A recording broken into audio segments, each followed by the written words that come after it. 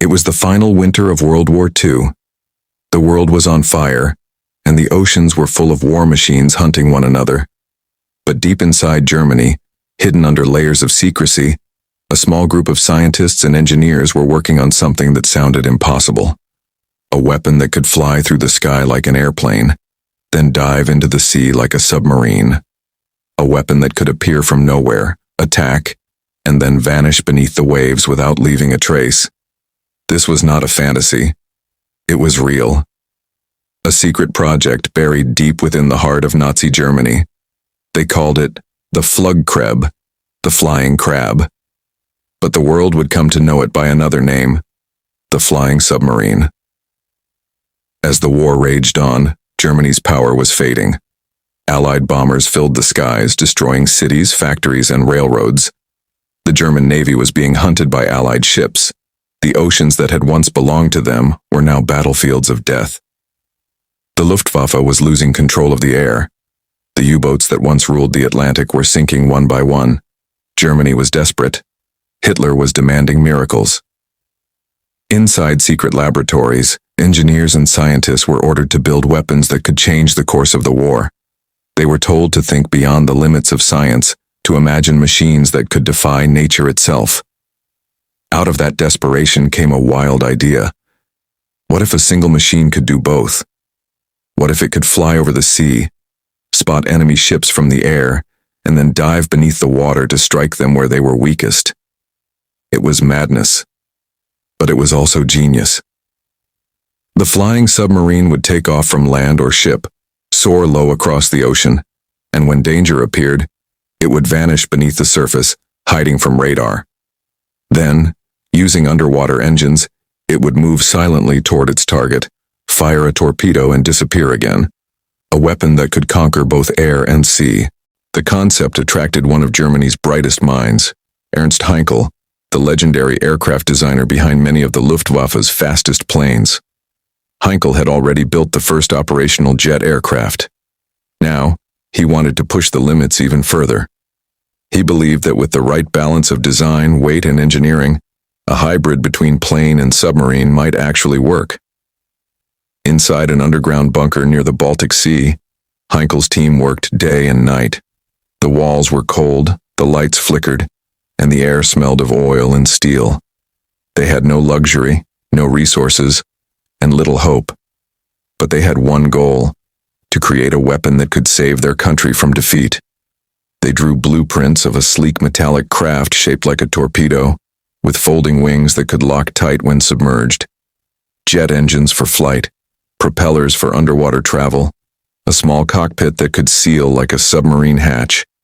It looked like something from the future. Each problem they solved gave birth to two more.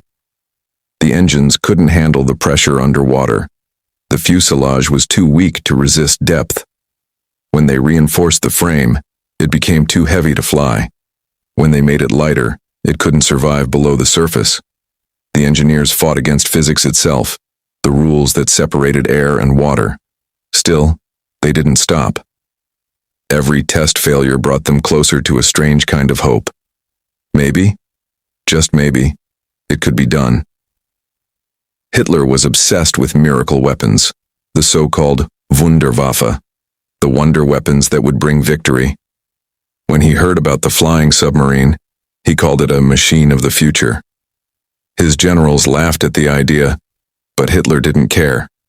He wanted a weapon that would make the Allies tremble. By 1944, Germany was falling apart. Cities were in ruins and resources were running out. But deep underground, the dream continued. Engineers worked in silence, surrounded by secrecy, fear, and the sound of distant bombing above. They had become prisoners of their own invention, caught between genius and insanity. Imagine it. A black shadow flying over the waves at night. The sound of its engines echoing in the mist. Then silence. It dives into the ocean, vanishes beneath the surface, and moves like a ghost through the dark water. Minutes later, an explosion tears through an Allied ship. The sea burns with fire, and the shadow is gone. No one knows where it came from.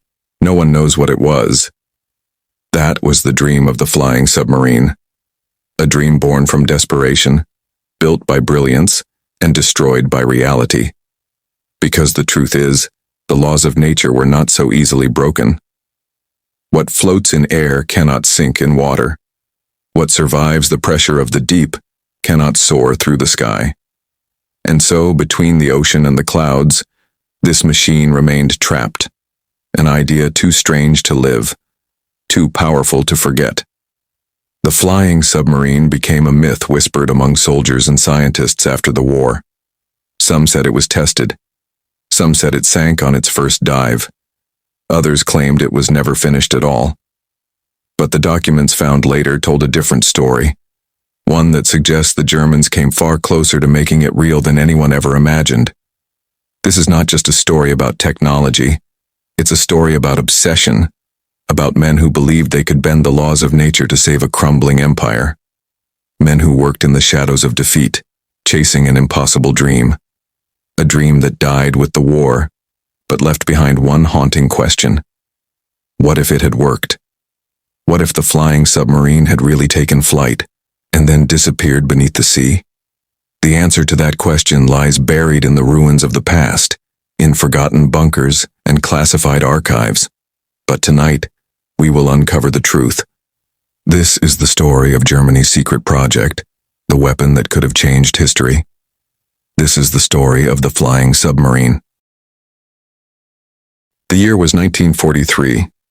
The war that once seemed unstoppable for Germany was now slipping out of its control. The skies above Europe thundered with the engines of Allied bombers. The once proud German Luftwaffe was being torn apart. Entire cities, Hamburg, Cologne, Berlin, burned under waves of air raids that never seemed to end. Factories that once produced tanks and planes now lay in ruins. Rail lines were shattered. Oil supplies were disappearing. The heartbeat of Germany's war machine was slowing down, crushed by the combined strength of America, Britain, and the Soviet Union.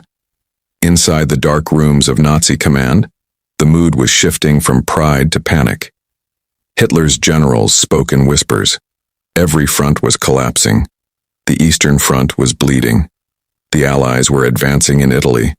The Atlantic, once ruled by German U-boats, was now a graveyard of steel. The U-boat captains, once hailed as heroes, now faced certain death every time they left port. Allied radar and sonar technology had improved. Submarines that tried to hide were being hunted down like ghosts in the water. The ocean that once offered Germany an invisible path to victory had turned into a deadly trap. Hitler refused to accept defeat.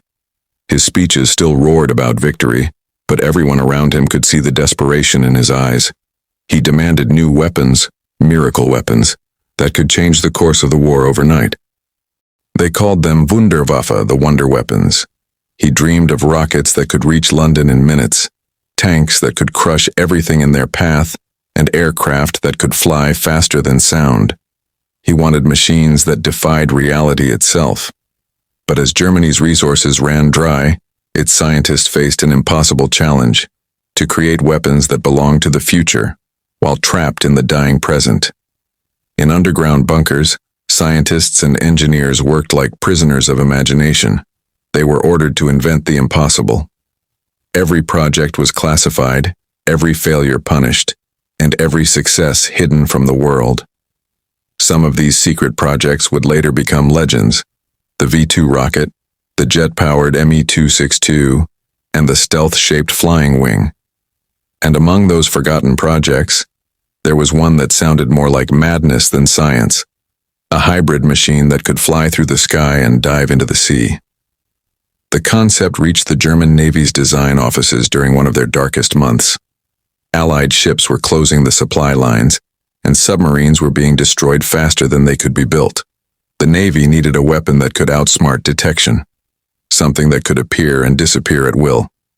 Engineers began sketching strange ideas: a small aircraft shaped like a torpedo, with retractable wings and sealed compartments.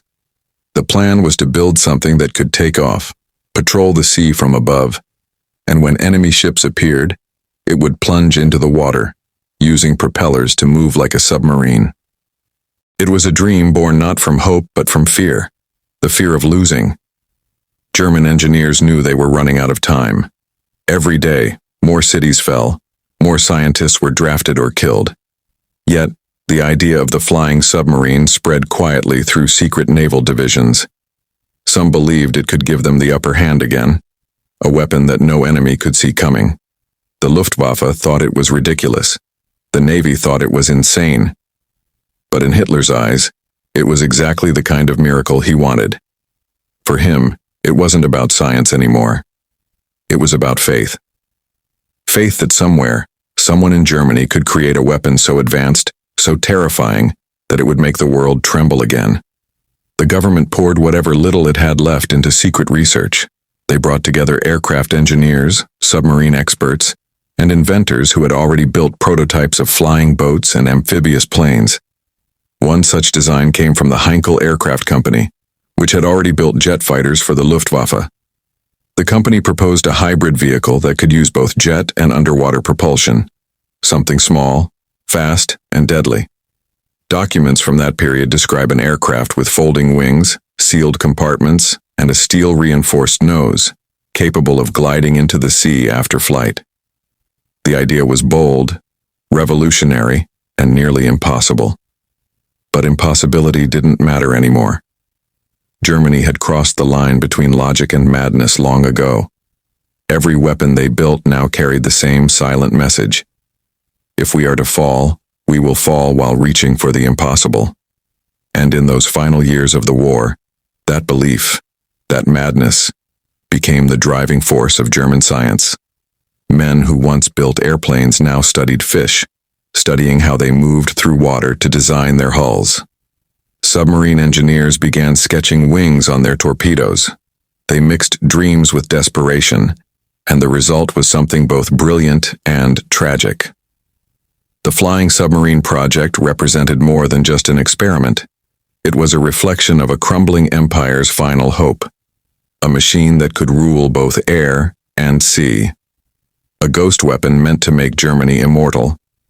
But soon, that dream would meet the cold face of reality. Because while Germany dreamed of conquering the sky and the ocean, the world outside was closing in, fast. And before the flying submarine could rise or dive, the war itself began to drown. The idea began not in a grand laboratory but in a quiet, smoke-filled office on the Baltic coast. The sea outside was gray and restless, and the air carried the sound of distant explosions.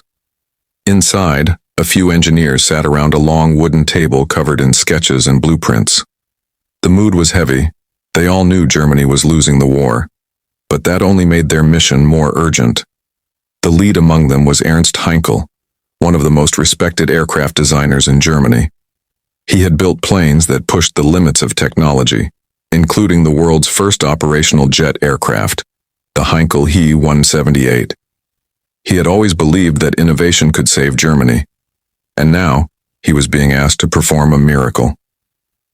The question before them was simple but impossible. Could one machine master two completely different worlds, the air and the sea?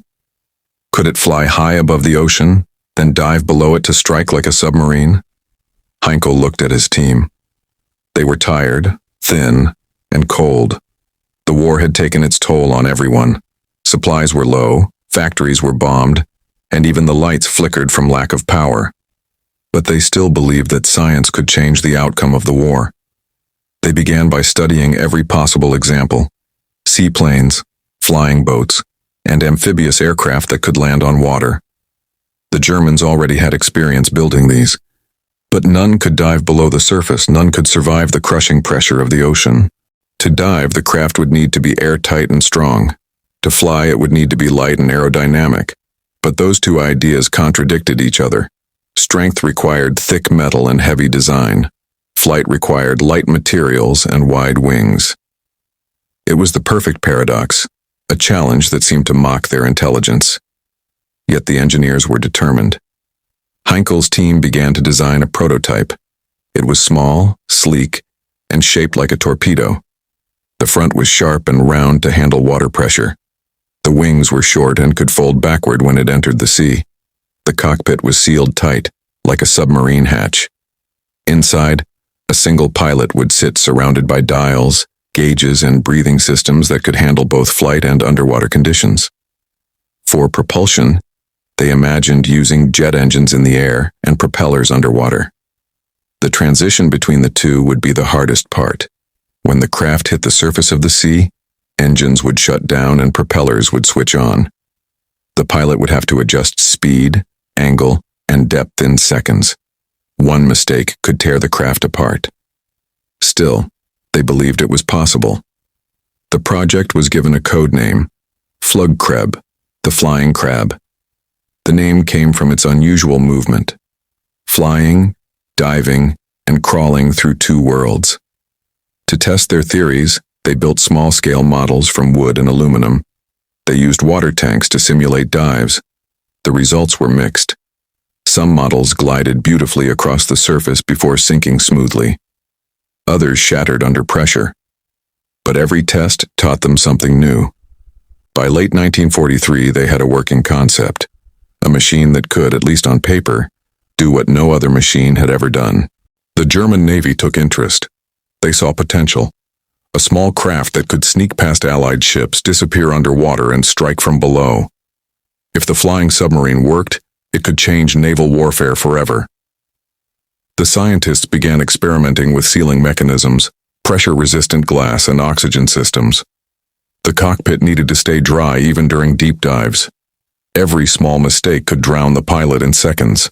Weeks turned into months. The engineers barely slept. They worked through air raids, hiding blueprints under their coats when alarms sounded. They built prototypes in secret workshops, moving them at night to avoid Allied spies. But there was another problem. Fuel.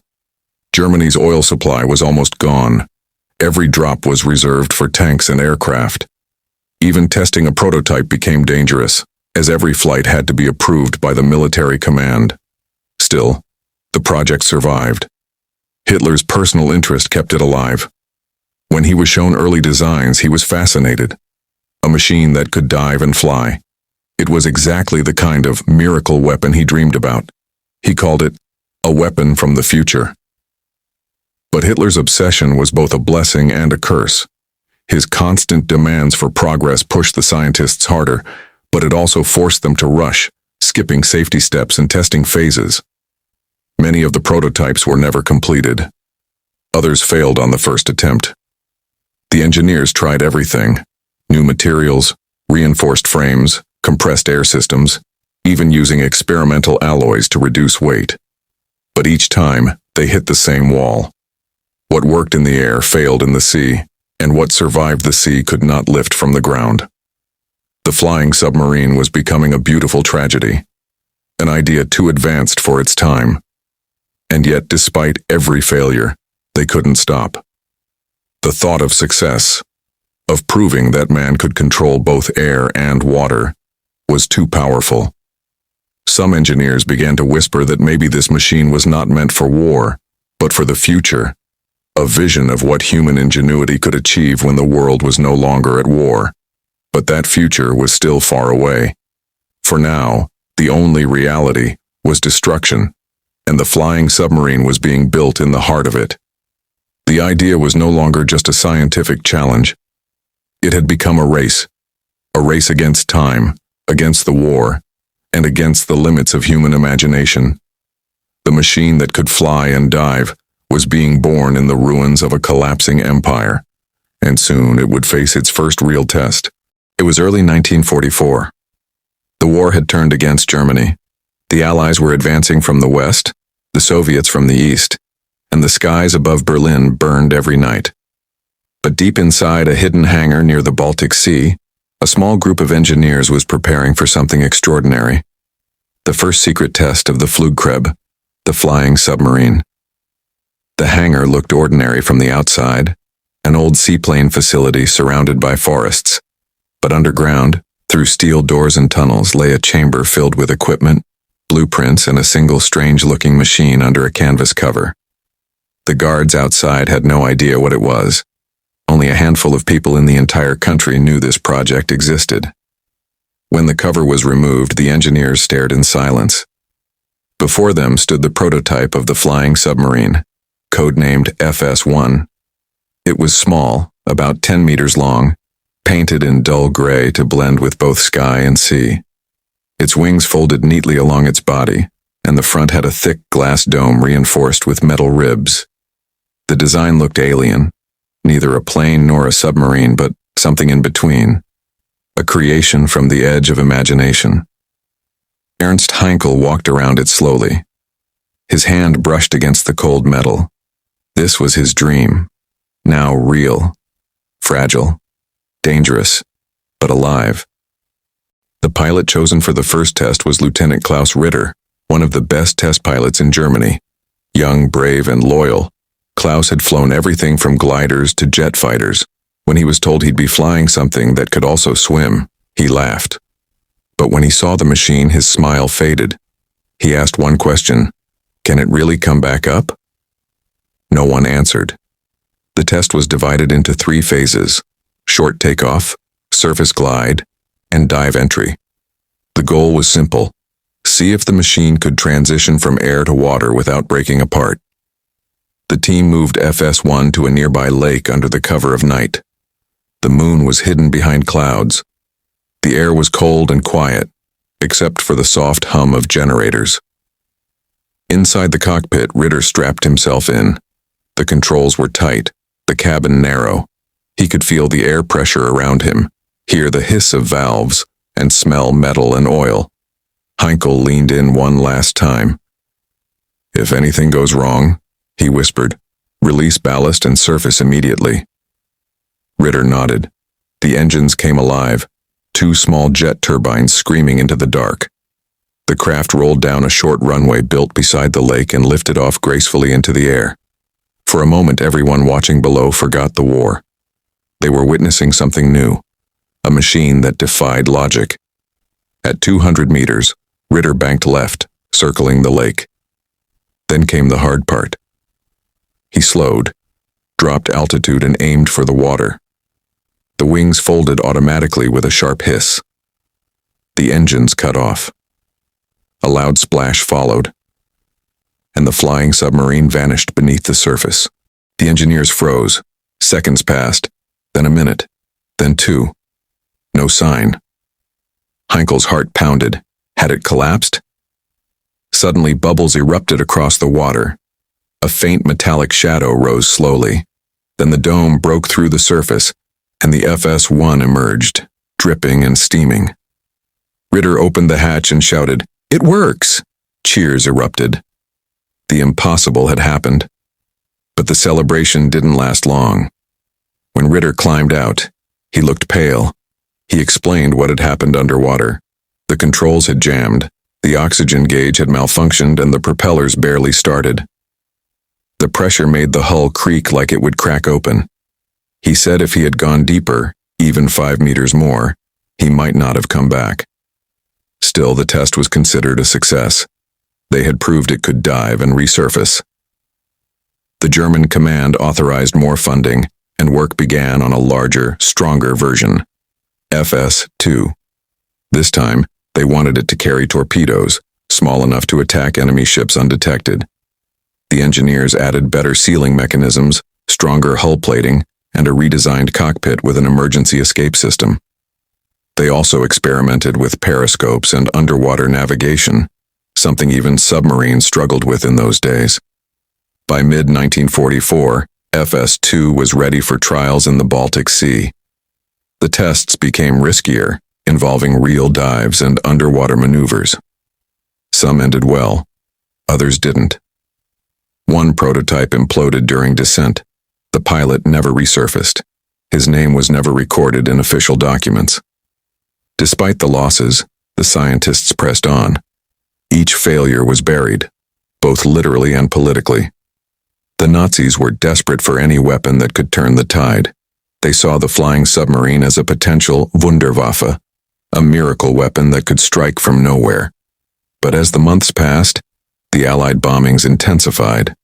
Factories were destroyed, resources vanished, and by late 1944, most secret projects were shut down.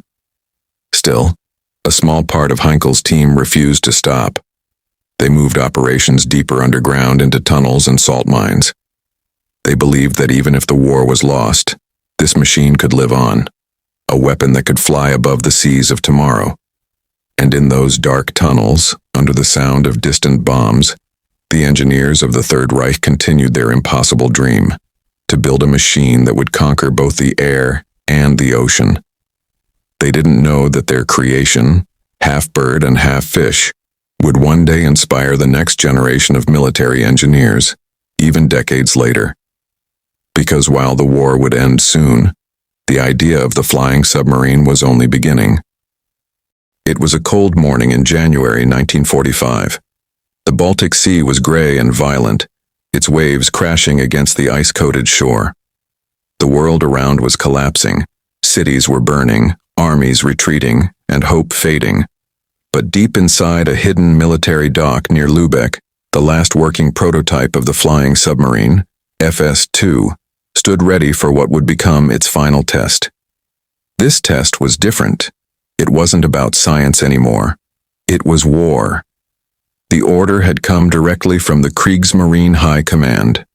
Test combat readiness of Flugkrebs FS-2. Objective, intercept Allied convoy near Danish waters. It was no longer a secret experiment. It was a desperate gamble.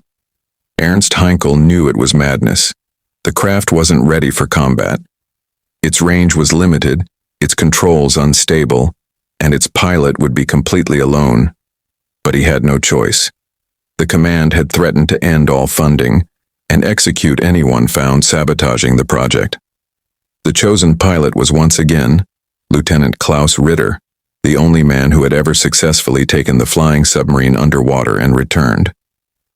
When he entered the dock that morning, his breath turned white in the frozen air. He saw the FS-2, larger, heavier, armed with 2 small torpedoes beneath its wings. Its body was now painted in black and dark blue camouflage, designed to disappear in the sea. Ritter walked slowly toward it, touching the metal hull one last time. He had flown many machines, but this one felt alive. It hummed quietly, as if aware of what was coming. He turned to Heinkel and asked softly, "If I don't return, what happens to it?" Heinkel replied, "Then it dies with you." No one spoke again.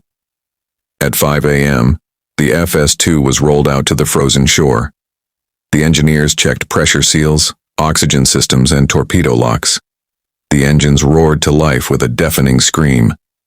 For a brief moment in the darkness before dawn, it looked like a creature born from nightmares, half plane, half submarine, built from desperation. "Control to FS-2. You're clear for launch." The flying submarine raced down the icy strip and lifted into the air. Ritter climbed to 800 meters following the coastline. The sky was heavy with clouds, but the radar was silent. Below him stretched the cold Baltic, endless and empty. Then came the signal. "Target convoy detected. Grid reference 429. Ritter acknowledged and began his descent. As he neared the water, he switched modes. Wings folded in, engines powered down, and propellers activated. The FS-2 sliced into the sea with a low metallic groan and disappeared beneath the waves. Inside the cockpit, Ritter's vision dimmed as the light faded. The sea pressed against the hull with crushing force. Bubbles trailed past the glass dome as he steadied the controls. He checked his depth, 15 meters, 20, 25.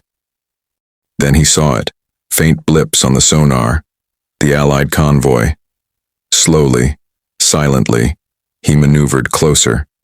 He could see the shadows of massive ships moving above him, their propellers churning the water. He lined up the first torpedo. His hands trembled as he adjusted the aim. He fired. The torpedo shot upward, leaving a stream of bubbles. Then a muffled explosion ripped through the sea. One ship was hit. The others began to panic, turning in circles, dropping depth charges into the dark water.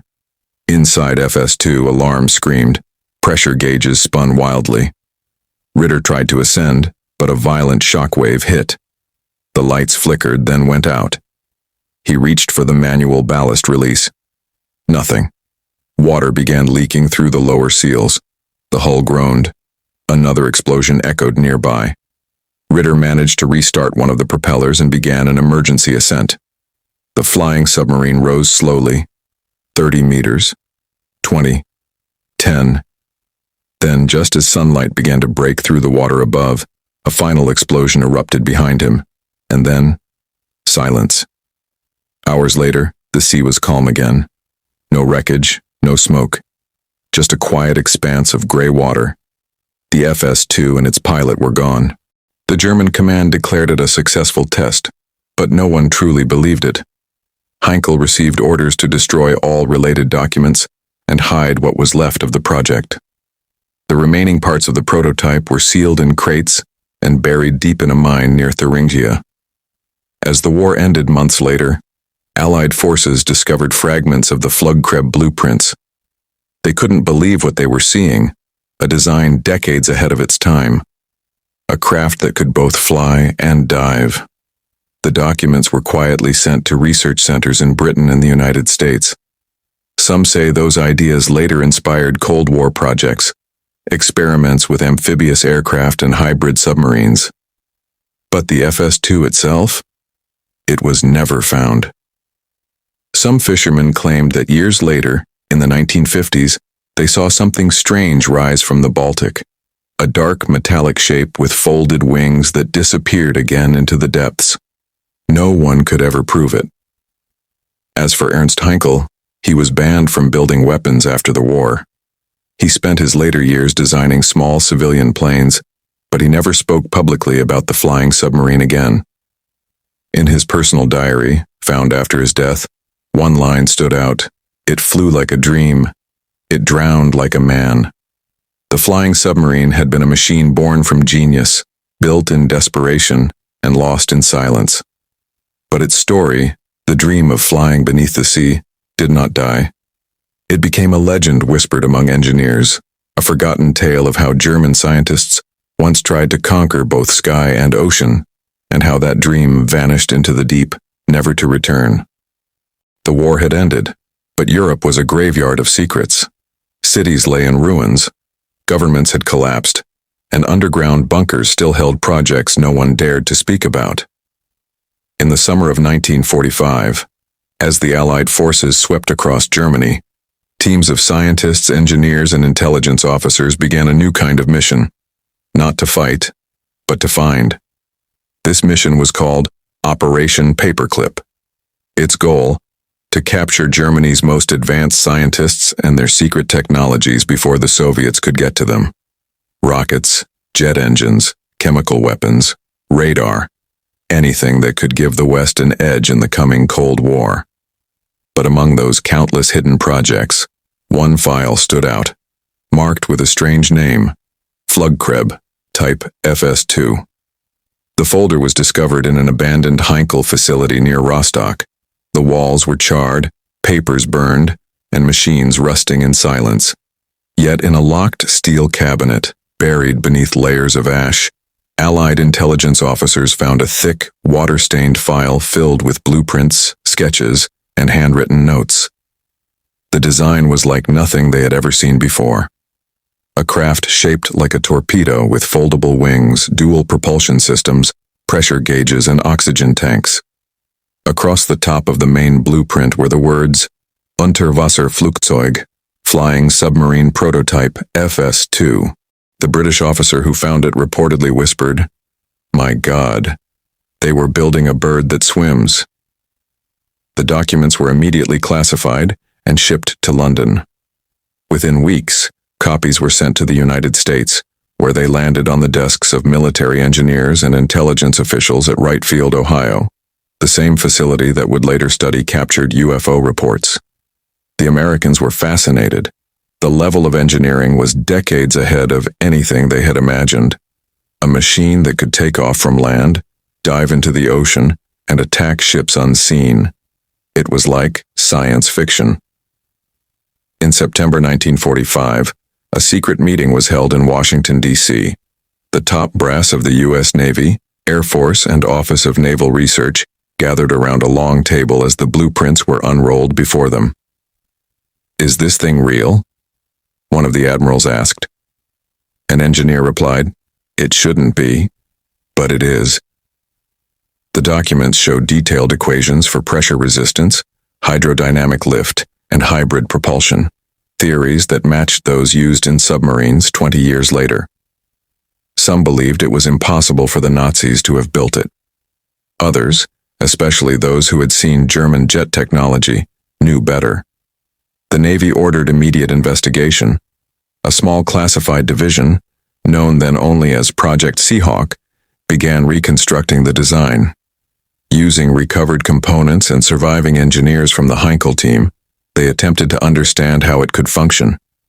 They built scale models, tested them in tanks, and even created a partial mock-up in a secret shipyard in Virginia. Reports from 1946 showed promising results.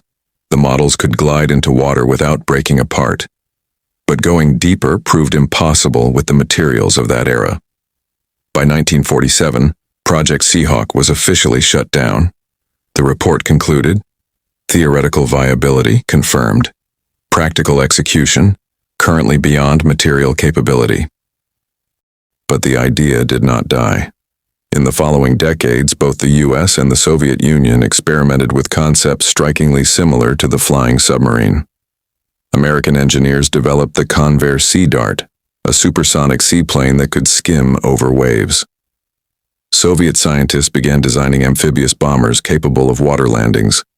None matched the original vision, a true submersible aircraft. But the inspiration was clear. By the early 1960s, declassified fragments from paperclip files revealed that some U.S. engineers even revisited the FS-2 design for Cold War espionage missions, stealth vehicles that could infiltrate coastal waters undetected. A former naval researcher once said in an interview, "That German submarine plane, it was 50 years ahead of its time. We studied it for years. Some of those ideas are still being used today, just under different names." And then there were the rumors. In the 1970s, divers working near the Baltic claimed to have found metal fragments embedded deep in the seafloor, fragments matching the steel composition used in late-war German aircraft. Others reported seeing sonar echoes of a strange winged object buried under sediment. The German government denied any knowledge. The Soviet archives mentioned it only once, in a 1952 intelligence memo titled, "Underwater Aircraft Experiments, Evidence of Nazi Hybrid Vehicle." But to this day, the full FS-2 craft has never been recovered. For historians, the flying submarine remains one of the most mysterious lost technologies of World War II, a weapon that could have changed naval warfare forever if it had been perfected just a few months earlier. For engineers, it became a symbol of how genius and madness can exist together, of how desperation can create miracles that the world isn't ready for. And for conspiracy theorists, it became something else entirely, proof that maybe, just maybe, some of those machines never sank at all, that somewhere, deep beneath the cold waters of the Baltic, a silent steel bird still sleeps waiting to rise again. As one recovered German note put it, "Der Himmel endet nicht über den Wolken, beginnt unter dem Meer." The sky doesn't end above the clouds, it begins beneath the sea. The year was 1943. The world had turned into a living nightmare. Every day the skies over Europe burned with flames of war, and beneath the oceans, submarines hunted like steel sharks. But deep inside the Nazi laboratories, another kind of weapon was being imagined, something beyond logic, beyond physics, a machine that could fly through the skies and dive under the sea. A flying submarine. The idea sounded like madness, yet it came from desperation. Germany was losing control of the skies, and the Allies had learned to destroy U-boats before they could even strike. Hitler's commanders wanted something that could escape radar and vanish beneath the waves, then rise up and attack from the air. It was science fiction, born in the middle of a collapsing empire. Inside a hidden research facility near Kiel, a small team of scientists began the unthinkable project, codenamed Project Schwimmvogel, the floating bird. Their goal was to create a hybrid craft that could dive deep like a submarine and take off like an aircraft. The leader of this dream was Dr. Weyer, a naval engineer who had once designed torpedoes for the Kriegsmarine. He believed that combining the mechanics of a submarine and an aircraft could give Germany a new kind of weapon, one that could reach enemy shores undetected. He was joined by young aerodynamicist Ernst Glauser, who had studied under the legendary Messerschmitt engineers. Together, they drafted impossible blueprints: curved metal wings that could fold underwater, pressurized cabins that could withstand both air and water pressure, and engines that could breathe in air or be sealed when submerged. Days turned into nights. The walls of the laboratory echoed with the sound of grinding metal, hissing steam, and quiet prayers. Outside, bombs fell over German cities, but inside this bunker, they built something no one had seen before. The first model, the Seeschwalbe or sea swallow, was a small experimental craft. It could not carry a pilot, only a mannequin for testing. Its design was fragile, its body narrow and metallic, painted black to reflect no light. On one cold morning in early 1944, the scientists brought it to the Baltic coast. A silent dawn. The water shimmered silver under the pale sun. The engineers whispered final checks. Then, with a mechanical cough, the Seeschwalbe's engine came to life. The craft slid into the water, sank slightly. Then its propeller whirred, pushing it forward. For a brief, breathtaking moment it dove under the surface. Then, moments later, it burst upward, and the small wings unfolded. The engine roared, and the strange machine actually lifted itself from the water. For 12 seconds it flew. The scientists watched in disbelief as their impossible dream briefly touched the sky, before losing control and crashing into the sea with a violent splash. The craft sank instantly, disappearing into the depths. But for those few seconds, it had worked. The flying submarine had truly lived. Dr. Weyer was overjoyed. To him, failure didn't matter. Proof of concept did. He sent word to Berlin, requesting full funding for a manned version. But the response he received was colder than he expected. By mid-1944, Germany was collapsing. Hitler had lost faith in experimental projects that took too long.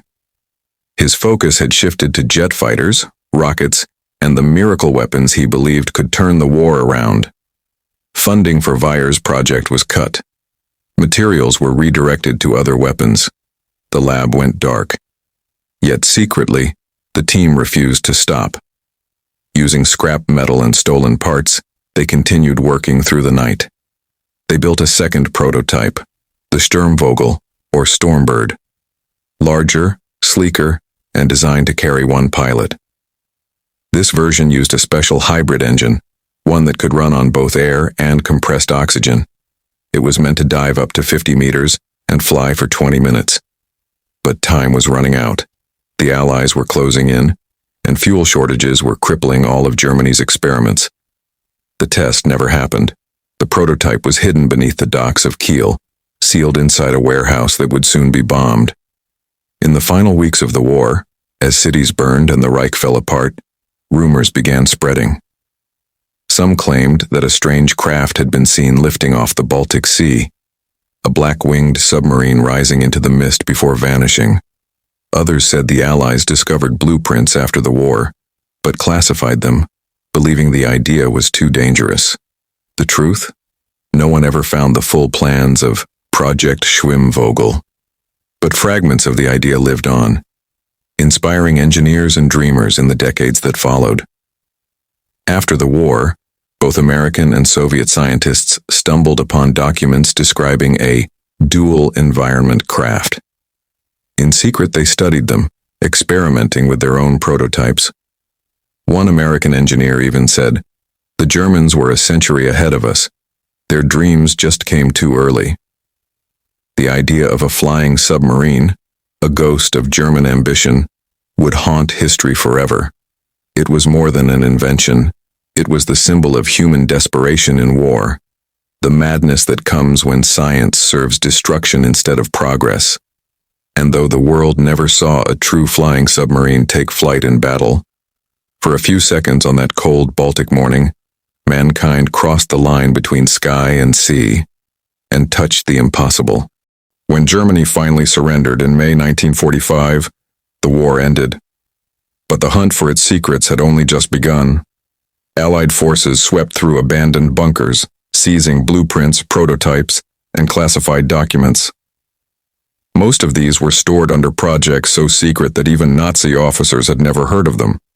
Among these dusty papers, in a collapsed facility near Kiel, American soldiers discovered something strange: water-damaged sketches of a hybrid machine labeled Schwimmvogel, Prototype B.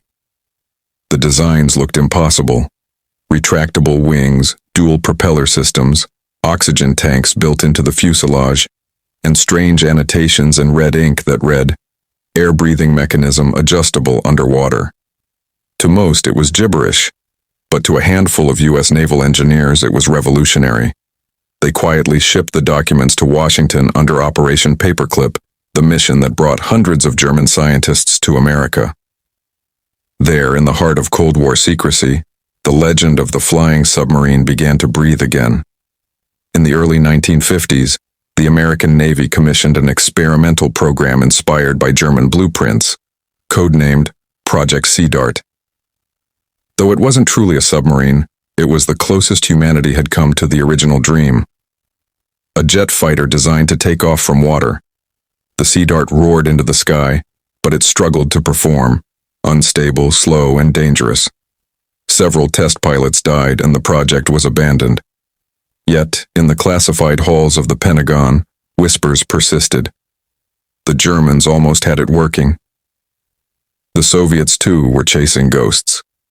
Deep inside a submarine design bureau in Leningrad, engineers studied reports from captured German scientists. They believed a stealth underwater aircraft could revolutionize warfare, allowing them to strike across oceans without detection. A project known as a Kranoplan sub emerged in secret, a massive hybrid meant to glide above water and dive beneath it. Tests began on small-scale models in the Caspian Sea, where Soviet engineers experimented with lift dynamics. But like Germany before them, the USSR faced a problem: reality. Physics itself fought back. To make a machine that could both fly and dive meant defeating two opposite forces. Air demanded lightness, water demanded pressure resistance. The two laws simply refused to coexist. The Soviets scrapped the idea by the late 1970s. The blueprints vanished into classified archives, yet the idea never truly died. In the decades that followed, engineers across the world, in Japan, the United States, and even Sweden, studied fragments of these forgotten dreams. New materials like carbon composites and pressure-resistant alloys rekindled the possibility. In 2008, DARPA, America's secret defense research agency, quietly proposed the Cormorant project, a modern flying submarine drone that could be launched from underwater missile bays. It was the dream of Dr. Hans Weyer reborn. Using advanced engines and smart AI navigation, the Cormorant was designed to emerge from a submarine, unfold its wings, and fly across enemy territory, gathering intelligence before returning to the depths. But like its ancestors, it too faced problems of stability and cost. The project was quietly shelved, but the research remained alive. And so, decades after Nazi Germany's fall, the ghost of the Seeschwalbe and Schwimmvogel still haunts the halls of modern science. Today, engineers studying next-generation drones still refer to the same concept: multi-environment adaptability, the ability to operate in both air and water. But the question remains, did the Germans truly test a full-scale flying submarine before the end of the war? Some believe yes. In 1997, divers exploring the Baltic coast near Kiel discovered metal fragments buried deep under the sand, curved alloy sections that didn't match any known aircraft or submarine of the period. Their composition? A strange mix of lightweight aluminum and pressure-grade steel, exactly what one would need for a flying submersible. Historians dismissed it as coincidence. But to those who know the legend of Dr. Weyer and his team, the evidence feels almost poetic. Somewhere beneath the waves of the Baltic Sea, perhaps, lies the wreckage of the first and last flying submarine, a machine that defied the limits of human imagination. The story of the flying submarine isn't just about a weapon. It's about the human mind, how far it will go when pushed by fear, ambition, or desperation. During war, science becomes both a savior and a curse. For every innovation that saves lives, there is another built to destroy. Dr. Weyer's dream wasn't evil.